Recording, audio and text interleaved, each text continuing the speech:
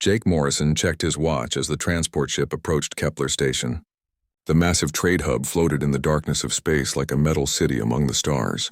Its lights twinkled through the viewport where his 8-year-old daughter Katie pressed her face against the glass. "Dad, look how big it is," Katie said with wonder in her voice. Her blonde hair was tied back in pigtails, and she wore her favorite blue dress for the important meeting. Jake smiled and ruffled her hair. "Pretty amazing, isn't it, sweetheart? This is where people from different worlds come to trade and talk."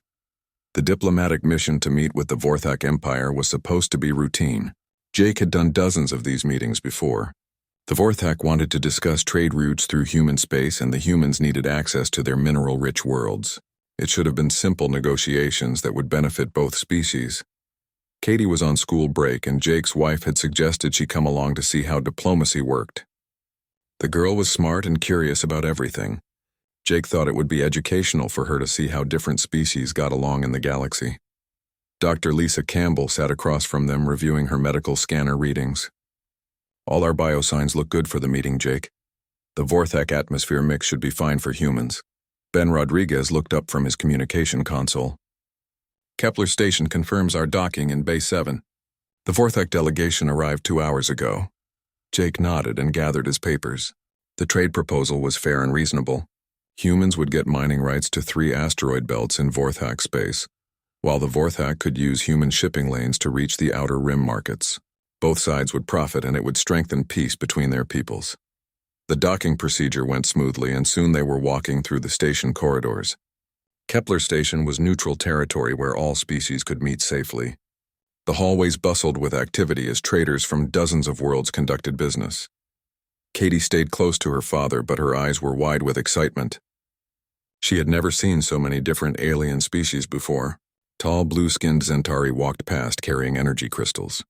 Short, furry keks rolled by on their wheel-like appendages. Even some of the mysterious voidwalkers drifted through the crowds in their environmental suits. "The Vorthak are reptilian, Katie," Jake explained as they walked. "They look scary, but they're just different from us. Remember what we talked about? Judge people by their actions, not their appearance." Katie recited the lesson her father had taught her many times. The meeting room was large and circular with a table in the center. Jake took his seat with Lisa and Ben flanking him. Katie sat quietly in a chair behind them with her small tablet to keep her occupied during the boring adult talks. The doors opened, and the Vorthak delegation entered.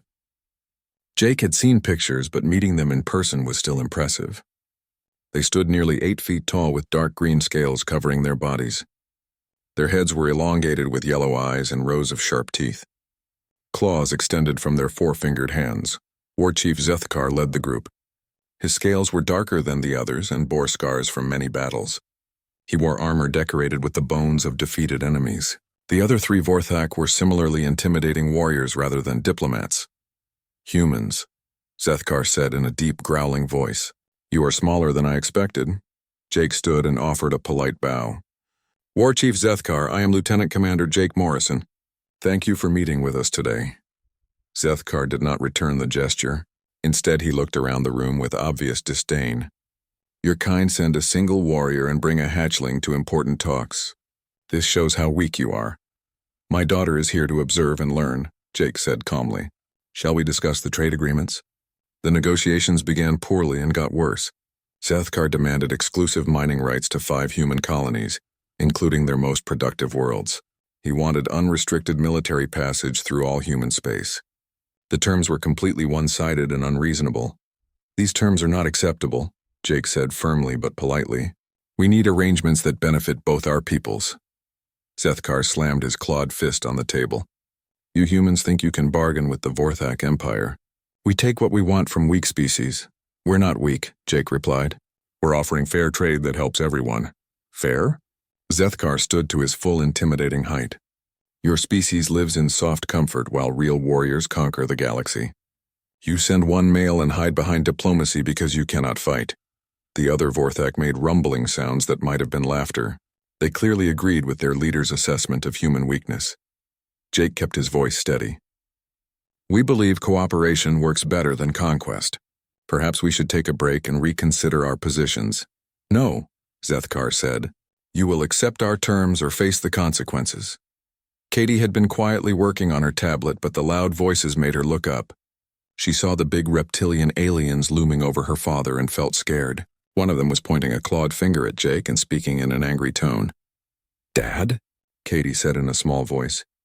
Zethkar's yellow eyes fixed on the little girl. The hatchling speaks. "How pathetic that humans bring children to warrior business. Please leave my daughter out of this," Jake said. His diplomatic training kept his voice level, but Lisa could see the tension in his shoulders. "Your child represents everything wrong with human weakness," Zethkar continued. "You protect the small and helpless instead of making them strong through combat."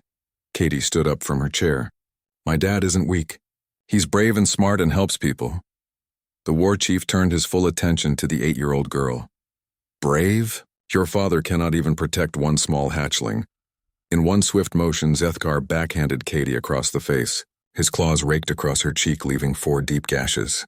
The little girl screamed and fell backwards. Blood ran down her face as she hit the floor. "Katie!" Jake lunged forward, but Ben grabbed his arm to stop him from attacking. Dr. Campbell was already rushing to Katie with her medical kit. The child was conscious but crying from pain and terror. The cuts were deep and would leave permanent scars. "Now you see the price of weakness," Zethkar said with satisfaction. "Accept our terms or more humans will suffer." Jake knelt beside his wounded daughter. His hands shook as he helped Lisa treat the injuries. Katie's blue dress was stained with blood and her small face was twisted with pain. "It's okay, sweetheart," Jake whispered. "Daddy's here." But inside, Jake Morrison felt something cold and terrible growing in his chest. The Vorthak had just made the biggest mistake in their species' history. They had hurt his child. Ben Rodriguez was already sending an encrypted message to Earth with trembling fingers. The code was simple, but its meaning would change everything. Code Black. Child harmed. Request immediate extraction. The emergency message from Kepler Station reached Earth in less than 6 hours. Ben Rodriguez's coded transmission burned through subspace networks with the highest priority classification. Every human colony received the same simple words that would change the course of galactic history. Admiral Patricia Wells was having dinner with her family when her personal communicator buzzed. The red emergency light made her stomach drop. In 30 years of military service, she had never seen a Code Black alert. She read the message twice before the meaning sank in. Code Black. Child harmed. Request immediate extraction. Patricia stood from the dinner table so quickly her chair fell over. Her husband and teenage sons looked at her with concern, but she was already moving toward her home office. "Emergency session of the Colonial Council in 1 hour," she spoke into her secure communicator. "Priority Alpha. All department heads report immediately." The Colonial Council building on Luna filled with officials within minutes. Presidents and governors from 50 human worlds appeared as holograms around the central meeting chamber. Admiral Wells took her position at the head of the room. "Ladies and gentlemen," Patricia began, 20 minutes ago, we received confirmation that a human child was physically assaulted by alien forces during a diplomatic mission. The child was 8 years old. The reaction was immediate and unanimous. Angry voices filled the chamber as representatives demanded details. President Marcus Shaw of Earth raised his hand for silence. "What is the current status of our people?" Marcus asked. "Captain Ryan Brooks is en route with the UHS Retribution for extraction. Our diplomatic team and the injured child should be safely away from Kepler Station within 12 hours. General Alan Price leaned forward in his seat. "Admiral Wells, what species committed this act?" "The Vorthak Empire." War Chief Zethkar personally struck the child during negotiations. The room fell silent. Every human leader understood what this meant. The Vorthak had crossed a line that could never be uncrossed. They had hurt a human child. Dr. Elena Vasquez spoke from her hologram projection. "I'm activating all contingency protocols. Project Nemesis is now operational." Marcus Shaw nodded grimly. "All in favor of full mobilization?" Every hand in the room rose. Not a single voice of dissent. The vote was unanimous. "Then it's decided," Marcus said. "The Vorthak Empire has committed an act of war against all humanity. We will respond accordingly." Captain Ryan Brooks pushed his ship's engines beyond safety limits as he raced toward Kepler Station. The UHS Retribution was one of humanity's newest battleships, but Ryan would have flown a shuttle if necessary. A human child was hurt and needed help. "Captain," his communications officer reported. "Kepler Station confirms our diplomatic team is ready for immediate departure." Medical reports indicate the child is stable but will require surgery. How bad are her injuries? Ryan asked. 4 deep lacerations across the left side of her face. The alien's claws went down to the bone. She'll have permanent scars. Ryan felt the same cold anger building that every human experienced when they heard the news. Children were sacred to humanity. Harming one was the greatest crime imaginable. Time to station. 6 hours at current speed, Captain. Push it harder. I want to be there in 4. Back on Earth, the machinery of human civilization shifted into a configuration it had never taken before. Every shipyard from Mercury to the outer colonies received new orders. Military production increased by 500% overnight. Dr. Elena Vasquez stood in the Strategic Warfare Division's secure bunker, reviewing files that had been theoretical until now. Project Nemesis was humanity's contingency plan for facing an existential threat. No one had ever expected to actually use it. Status report. Elena called to her team of analysts. All defense contractors are switching to wartime production schedules, reported Dr. Carl Thompson. Estimated time to full military capacity is 8 weeks. Intelligence gathering has begun on all Vorthak holdings, added Commander Janet Hughes. We're pulling every piece of data our deep space sensors have collected over the past 20 years. What about our psychological warfare division? Elena asked. Dr. Amanda Foster's team is already working on Vorthak behavioral analysis. We'll know how to break their morale within a month. Elena nodded. Humanity approached warfare the same way they approached everything else. With methodical precision and overwhelming preparation. The Vorthak had no idea what they had unleashed. Meanwhile, in the outer colonies, human families watched the news broadcast with growing fury. Images of 8-year-old Katie Morrison's bloodied face spread across every human world. The little girl with blonde pigtails became a symbol of innocent childhood, brutally attacked by alien monsters. Governor Susan Clark of the mining colony New Pittsburgh called her planetary assembly into emergency session. Every able-bodied citizen who wants to volunteer for military service should report to the recruitment centers. We're going to show these aliens what happens when they hurt our children. Similar scenes played out on dozens of worlds. Farmers left their fields to join the military. Factory workers signed up for weapons production. Teachers volunteered to help with logistics. The attack on one child had united humanity like nothing in their history. General Alan Price reviewed recruitment numbers from his Pentagon office. The volunteer response was staggering. More humans had enlisted for military service in the past 12 hours than normally joined in an entire year. Sir, his aide Colonel Frank Martinez reported, we're going to need more training facilities. Current applications exceed our capacity by 400%. Then build more facilities, Alan replied. Use every piece of available land. Convert civilian installations if necessary. Every human who wants to serve will get the chance. The Vorthak leadership remained unaware of humanity's mobilization. Their intelligence networks focused on military threats and failed to recognize the significance of civilian population movements. To them, humans still appeared weak and divided. War Chief Zethkar returned to his flagship believing he had successfully intimidated the pathetic human delegation. Striking their child had been a perfect demonstration of Vorthak superiority. He expected the humans to accept his terms within days. The humans are evacuating their people from Kepler Station, reported his intelligence officer. Good, Zethkar growled. They run in fear as expected. Soon they will beg to accept our generous offer. But the war chief had made a fatal error in judgment. He had confused human kindness for weakness. He had mistaken their peaceful nature for cowardice. Most importantly, he had failed to understand that humanity's greatest strength was their love for their children. Captain Ryan Brooks docked at Kepler Station exactly 4 hours after departure. Jake Morrison carried his wounded daughter aboard the Retribution, while Dr. Campbell monitored her vital signs. Katie was sedated for the pain, but her small hand gripped her father's finger. We're going home, sweetheart, Jake whispered. You're safe now. As the Retribution pulled away from Kepler Station and jumped to hyperspace, Jake Morrison made a silent promise to his sleeping daughter. The aliens who hurt her would pay for their mistake. All of humanity would make sure of that. 6 months passed and humanity transformed into something the galaxy had never seen before. The attack on Katie Morrison had awakened a sleeping giant that now worked with terrifying efficiency toward a single goal. Every human colony contributed to the war effort with methodical precision. Dr. Stephen Martinez stood in his laboratory on Mars reviewing the latest weapon prototypes. His team had spent countless hours studying Vorthak biology and technology to develop countermeasures. The results were devastating in their effectiveness. The sonic disruptors are ready for field testing, reported his assistant, Dr. Nancy Williams. Vorthak hearing is more sensitive than ours, so these frequencies will cause disorientation and pain. What about the plasma rifles? Stephen asked. Calibrated specifically for Vorthak scale density, their natural armor won't protect them from these energy levels.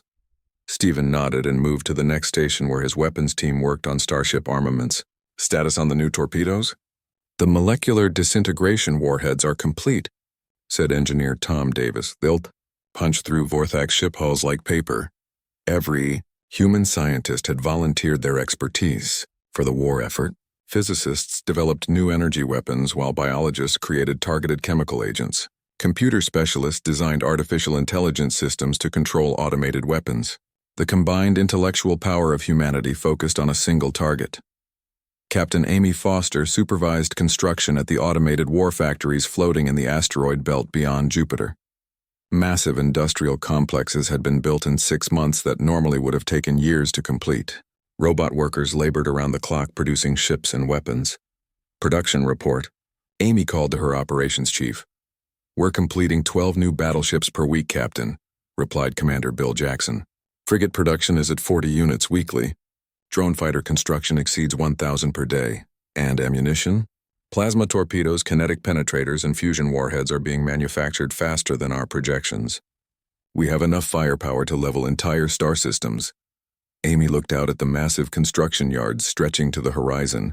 Humans had always been excellent builders, but now they built instruments of war with the same dedication they once used for peaceful exploration. The Vorthak had no idea what was coming for them. Commander Nick Davis trained the largest military force in human history at bases across 50 worlds. Volunteers continued arriving daily from every colony and outpost.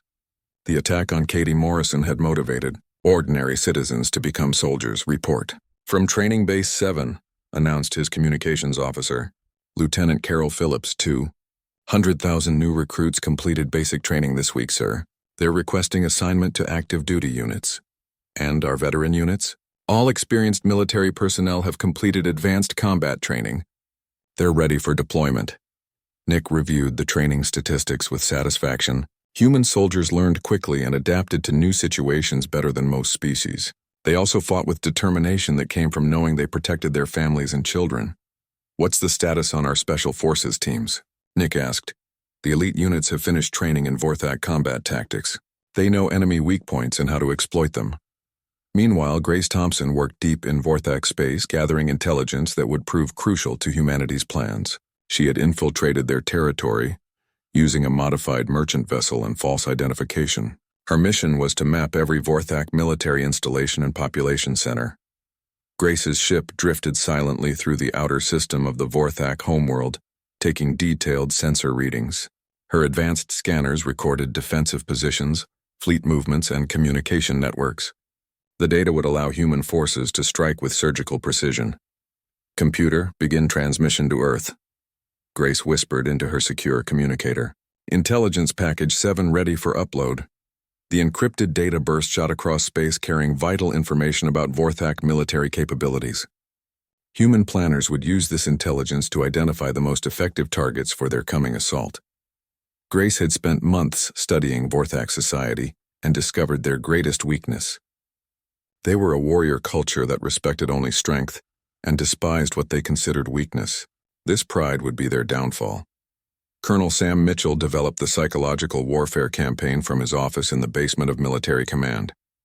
His team studied Vorthak communications and cultural patterns to find ways to break their morale before the shooting started. The Vorthak believe they're superior warriors, Sam explained to his staff. But they've never faced an enemy that fights as methodically as humans do. What's our approach, sir? Asked Major Lisa Roberts. We're going to show them that harming human children has consequences they never imagined. When our attack begins, they'll realize they made the worst mistake in their species' history. Sam's team prepared propaganda broadcasts that would flood Vorthak communication networks. The messages were simple but effective. They showed images of Katie Morrison's scarred face, followed by footage of massive human war fleets. The meaning was clear.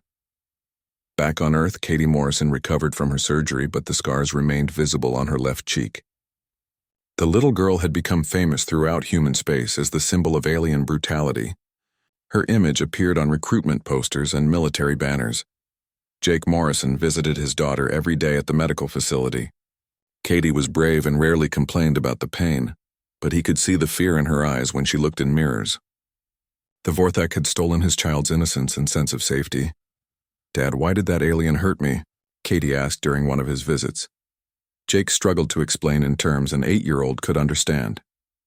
"Some people are mean, Katie, but there are a lot more good people who will make sure the mean ones can't hurt anyone else. Will you stop them from hurting other kids?" "Yes, sweetheart. We're going to make sure they never hurt anyone again." Admiral Patricia Wells reviewed the final preparation reports from her command center on Luna.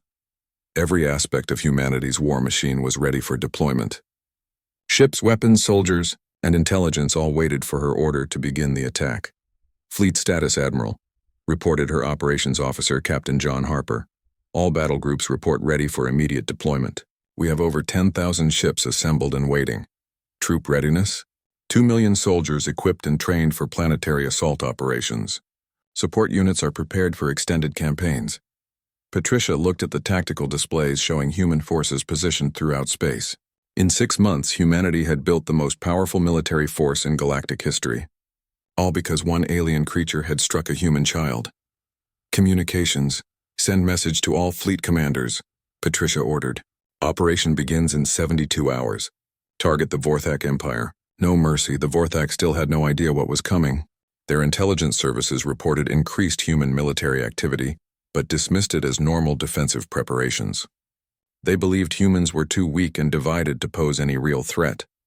War Chief Zethkar continued his normal duties, confident that humanity would eventually accept his demands.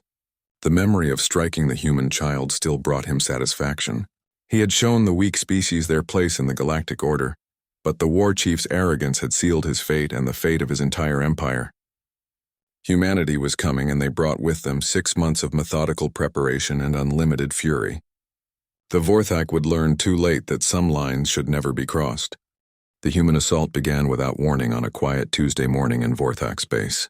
Admiral Peter Johnson commanded the largest fleet ever assembled by humanity from his flagship, the UHS Vengeance. 10,000 ships materialized simultaneously across 17 Vorthak star systems in perfect coordination. The attack was methodical and emotionless. Human commanders followed their orders with clinical precision. There were no battle cries or dramatic speeches. This was not warfare for glory or conquest. This was extermination of a threat to human children. "All units report ready, Admiral," announced his communications officer, Commander Jane Kelly. "Begin the assault," Peter ordered calmly. Captain Laura Bennett's stealth ship struck first. Her squadron had infiltrated Vorthak space weeks earlier and positioned themselves near communication relay stations. Within minutes, every Vorthak military command lost contact with their fleets and ground forces. "Communication networks are down, Admiral," Laura reported. "The enemy cannot coordinate their defenses." The Vorthak garrison at their forward military base detected human ships on their sensors and immediately attempted to alert their command structure. But their messages disappeared into electronic silence. The humans had cut their communications with surgical precision. "Unknown vessels? Identify yourselves," the Vorthak base commander transmitted on open frequencies. The human response was a concentrated barrage of plasma torpedoes that vaporized the entire installation in seconds. No warnings were given. No demands for surrender were offered.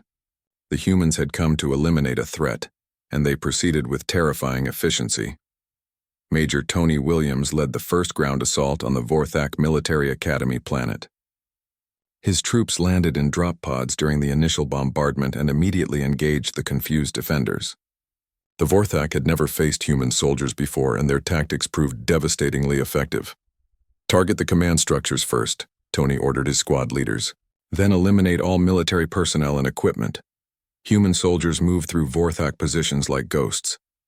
Their weapons were specifically designed to counter Vorthak advantages. Sonic disruptors disrupted their hearing and balance, while plasma rifles cut through their natural armor. The reptilian warriors who had seemed so intimidating now fell helplessly before human firepower. "Sir, the enemy is trying to retreat," reported Sergeant Mike Thompson. "No survivors from military installations," Tony replied coldly. "Those are our orders." The Vorthak soldiers fought bravely, but they were completely outmatched. Human tactics combined overwhelming firepower with precise intelligence about enemy weaknesses. Every engagement ended with total human victory and complete Vorthak defeat. Commander Diana Ross coordinated the systematic destruction of Vorthak industrial capacity from her command ship. Human intelligence had identified every factory, shipyard, and weapons facility in their empire. All of them were targeted for elimination. "Strike Group Alpha, you have the weapons manufacturing complex," Diana transmitted to her squadron leaders. "Strike Group Beta, eliminate the starship construction yards. Strike Group Gamma, destroy all fuel refineries and supply depots." The attacks proceeded like clockwork. Human warships appeared over Vorthak industrial worlds and methodically destroyed everything of military value. Factories that had produced weapons for centuries vanished in balls of plasma fire. Shipyards that built Vorthak warships became twisted metal debris. The Vorthak fleet commanders tried desperately to organize a defense, but their forces were scattered across too many systems. Every time they gathered ships for a counterattack, the humans seemed to know exactly where they would be. Human intelligence networks had penetrated every aspect of Vorthak military operations. War Chief Crodon led the largest Vorthak battle group toward the human assault on their mining world. His ships outnumbered the attacking humans 3-1. He was confident his warriors could drive off the weak human fleet. "Prepare for glorious battle," Crodon announced to his crews. "Today we show these soft creatures the price of challenging the Vorthak Empire." But when his ships dropped out of hyperspace, they found the human fleet waiting in perfect formation. The humans had known exactly when and where the Vorthak would arrive. Admiral Sarah Martinez commanded the human force with cold professionalism. "All ships fire at will," Sarah ordered. The human weapons were like nothing the Vorthak had ever seen. Molecular disintegration torpedoes tore through Vorthak ship hulls as if they were made of paper. Energy beams cut their massive warships in half with single shots. In 30 minutes, the entire Vorthak battle group was destroyed. Crodon's flagship burned around him as he tried to understand what had happened. These were not the weak humans he had been told about. These warriors fought with precision and weapons that made Vorthak technology look primitive. "Send distress signal to High Command." Crodon gasped as his bridge collapsed around him, but High Command no longer existed. Human assault teams had already eliminated the Vorthak leadership structure, along with their communication networks. The empire that had seemed so powerful was crumbling in a matter of days. Colonel Robert Hayes led the assault on the Vorthak intelligence headquarters. His special forces teams had trained specifically for this mission. They needed to capture enemy data files before they could be destroyed. "Remember, we need their strategic databases intact," Robert reminded his soldiers as they breached the compound walls. The Vorthak guards fought desperately to protect their secrets, but human soldiers moved through the complex like unstoppable machines. Advanced armor protected them from enemy weapons while their own firearms cut down defenders with ruthless efficiency. "Intelligence Center secured, sir," reported Captain Daniel Clark. "We have access to their strategic files. The captured data revealed the locations of every Vorthak military unit and civilian population center. Human planners would use this information to complete their systematic dismantling of the Vorthak Empire."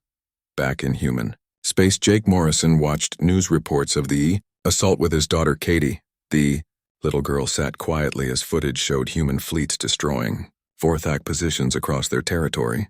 Her scars had healed, but the marks remained visible on her young face. "Are they stopping the bad aliens, Dad?" Katie asked. "Yes, sweetheart," Jake replied. "They're making sure those aliens can never hurt anyone again." Katie nodded seriously.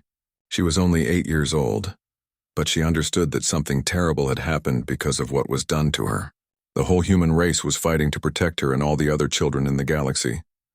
The Vorthak finally realized their mistake, but it was far too late.